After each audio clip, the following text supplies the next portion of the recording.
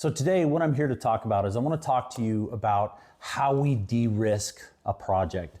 And I think there's a lot of misconceptions about real estate developers and how they develop property.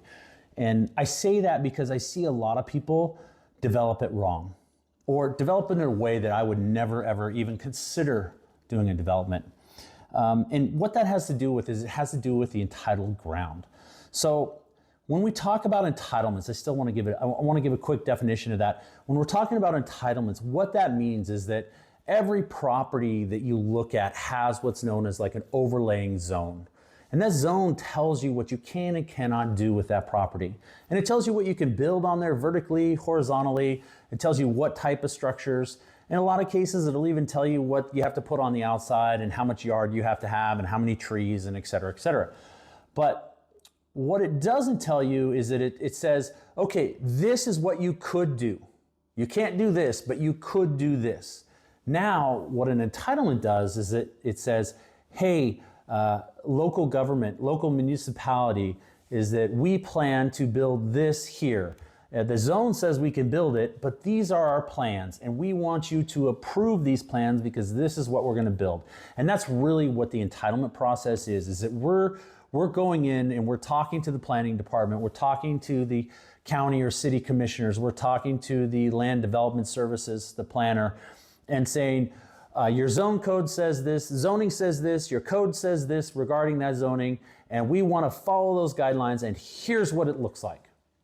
And once we get that approval, and sometimes it's a very public approval, and sometimes it's an administrative approval. And the difference is that the public approval is where you actually go to a commission hearing, and then it gets recommended to the county commissioners, and then they approve it.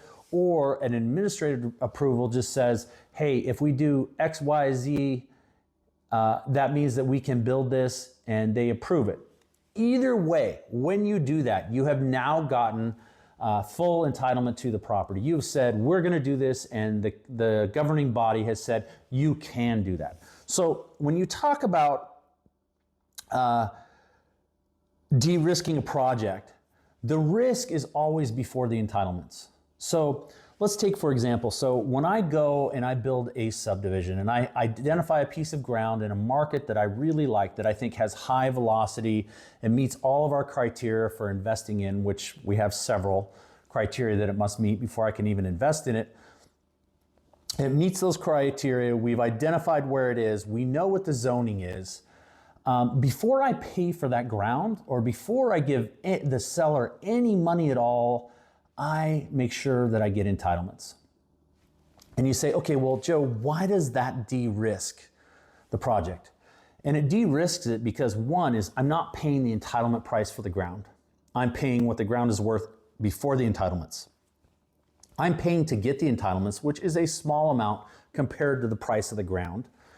And actually even a smaller amount compared to what the project is actually worth after we build whatever it is we're going to build.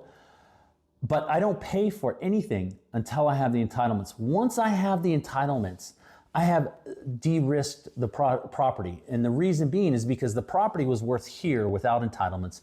It's worth here with entitlements. I'm paying here, it's now worth here. I have built-in equity. I also know what I'm getting because when I get the entitlements, they give me what's called a condition of approval. And those conditions of approval tell me all the things that I must do exactly to get that entitlement, and then it becomes true.